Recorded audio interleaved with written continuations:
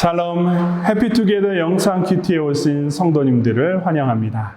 오늘도 함께 묵상할 말씀을 통해 신실하신 주님과 동행하는 복되고 행복한 하루가 되길 소망합니다. 사랑하는 성도 여러분, 성경은 하나님을 마음을 감찰하시는 분이라고 소개하고 있습니다. 그는 외모로 사람을 취하지 아니하시며 마음의 중심을 살피시는 분입니다.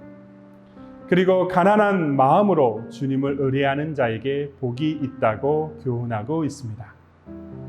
뿐만 아니라 재물과 마음을 빗대어 우리 마음에 무엇이 있느냐에 따라 우리의 행동이 드러나게 된다고 말씀해 주고 있습니다. 누가복음 12장 34절의 말씀입니다. 너희의 재물이 있는 곳에 너희의 마음도 있을 것이다.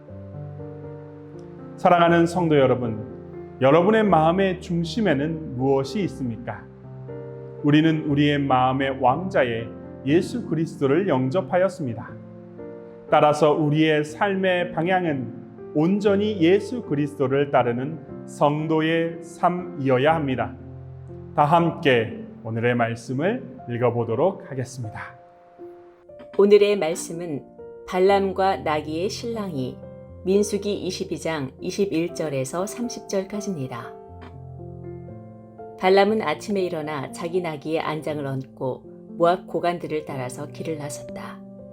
그러나 그가 길을 나서는 것 때문에 하나님이 크게 노하셨다. 주님의 천사가 그의 대적자가 되어서 길에 서서 가로막았다. 발람은 자기 나귀를 탄 채로 있었고 그의 두 종이 그와 함께 있었다. 나귀는 주님의 천사가 칼을 빼어 손에 들고 길에 선 것을 보고 길을 벗어나 밭으로 들어갔다. 발람은 나귀를 때려 다시 길로 들어서게 하였다. 그러자 주님의 천사가 이번에는 두 포도원 사이의 좁은 길을 막아섰다. 길 이쪽에도 담이 있고 길 저쪽에도 담이 있었다. 나귀는 주님의 천사를 보자 이쪽 벽으로 몸을 바짝 붙여 발람의 발을 벽에 긁히게 하였다. 그러자 발람이 나귀를 한 대 더 때렸다. 그때에 주님의 천사가 앞으로 더 나아가 오른쪽으로도 왼쪽으로도 피할 수 없는 좁은 곳에 섰다. 나귀는 주님의 천사를 보고는 발람을 태운 채로 주저앉았다. 발람은 화가 나서 지팡이로 나귀를 때렸다. 그때에 주님께서 그 나귀의 입을 여시니 그 나귀가 발람에게 말하였다. 제가 주인 어른께 무슨 잘못을 하였기에 저를 이렇게 3번씩이나 때리십니까? 발람이 나귀에게 대답하였다. 너는 나를 놀림감으로 여기느냐? 내가 칼을 가지고 있었더라면 이 자리에서 너를 죽였을 것이다. 나귀가 발람에게 말하였다. 저야말로 오늘까지 어른께서 늘 타시던 어른의 나귀가 아닙니까? 제가 언제 이처럼 버릇없이 군 적이 있었습니까? 발람이 대답하였다. 없었다. 발람은 조건부로 모압 왕 발락의 사신단을 따라가도 된다고 하나님께 허락을 받았습니다. 하나님께서 조건부로 허락하신 내용은 발락이 보낸 사신단을 따라가되 하나님께서 말씀하신 것 이외에는 전하지 않는 것입니다. 민수기 22장 20절의 말씀입니다. 그날 밤에 하나님이 발람에게 오셔서 말씀하셨다. 이 사람들이 너를 부르러 왔으니 너는 일어나 그들과 함께 가거라.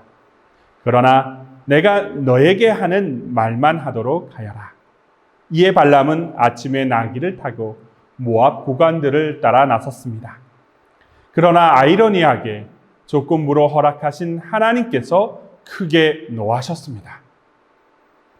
그로 인해 주의 천사가 나귀를 타고 가는 발람의 앞길을 가로막아 서게 되었습니다. 전사를 보고 놀란 나귀는 밭에 들어가기도 하고 벽에 붙어 발람의 발을 긁히게도 하더니 마침내 주저앉았습니다. 발람은 그때마다 나귀를 때렸습니다.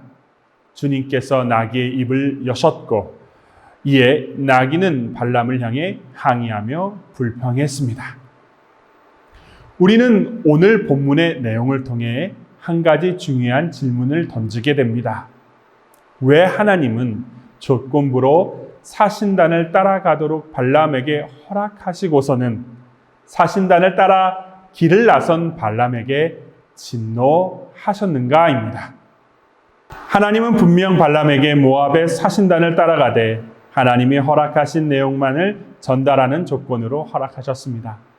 이에 발람은 사신단 행렬을 따라 길을 나선 것입니다. 그런데 22절에서는 이 일로 인해 하나님께서 진노하셨다는 것입니다. 그러나 그가 길을 나서는 것 때문에 하나님이 그에게 노하셨다. 주님의 천사가 그의 대적자가 되어서 길에 서서 가로막았다. 발람은 자기 나귀를 탄 채로 있었고 그의 두 종이 그와 함께 있었다. 단순히 보면 앞뒤가 맞지 않는 일인 것처럼 보입니다. 그러나 이 모압의 사신단이 발람을 데리고 모압 왕 발락에게 데리고 가고자 하는 이유와 발람이 행동을 볼 때 우리는 하나님의 진노의 이유를 분명히 알 수 있습니다. 사랑하는 성도 여러분, 발람에게 거액의 복채를 주고 그것도 2번이나 사정하여 모압으로 데리고 오고자 했던 모압 왕 발락의 이유가 무엇입니까? 그것은 복된 민족인 이스라엘을 향해 신탁적 저주를 하기 위해서입니다. 매우 악한 동기였습니다. 하나님은 이 일을 잘못된 일이라고 발람에게 말씀해 주셨습니다. 따라서 조건부로 사신단을 따라가도 좋다고 하나님께서 허락하셨다고 해도 발람은 하나님의 뜻을 구하는 그 일을 행하여야 했습니다. 하나님께서 허락하셨으니 이제 묻습니다. 사신단을 오늘 따라가도 될까요? 어떻게 일을 진행해야 할까요? 이렇게 말입니다. 그러나 발람에게는 이러한 모습을 찾아볼 수가 없습니다. 그의 마음은 하나님이 잘못된 일이라고 말씀하셨음에도 불구하고 이스라엘을 저주하고 그에게 복채와 명예를 얻는 것에 온통 사로잡혀 있었습니다. 그래서 그는 아침 일찍 일어나 하나님의 뜻을 구하는 일을 하지 않았습니다. 오히려 그는 아침 일찍 일어나 나귀의 안장을 얹고 사신단을 따라 서둘러 길을 나섰습니다.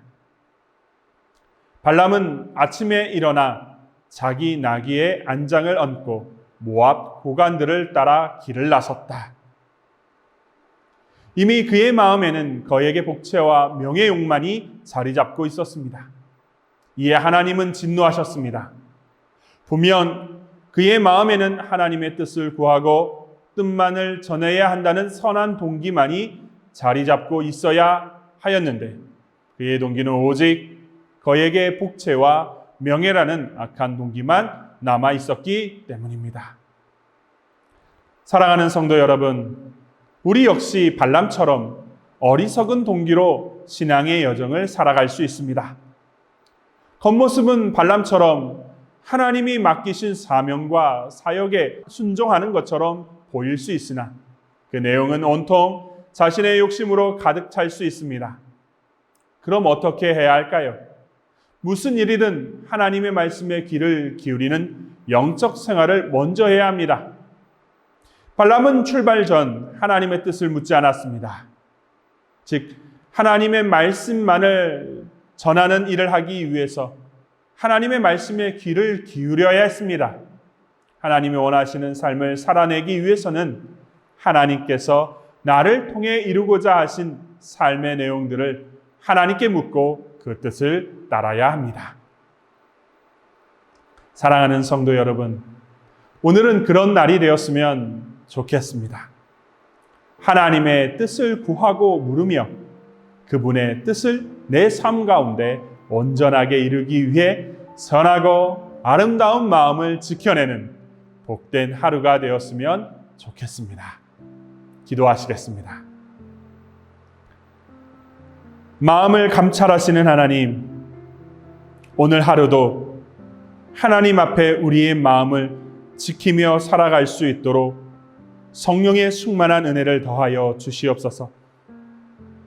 그래서 우리의 마음이 세상의 것으로 가득 찬 것이 아니라 마음의 왕자의 주님만이 다스리고 통치함으로 주의 은혜 가운데 살아갈 수 있도록 우리의 마음을 지켜주시옵시고 주인 되어 주시옵소서.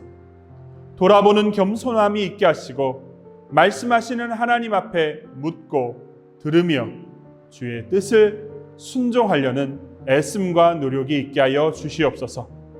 주의 말씀에 귀 기울이는 삶을 삶의 우선순위에 두고 살아갈 수 있도록 결단함이 있게 하여 주시옵소서. 예수님의 이름으로 간절히 기도드리옵나이다. 아멘.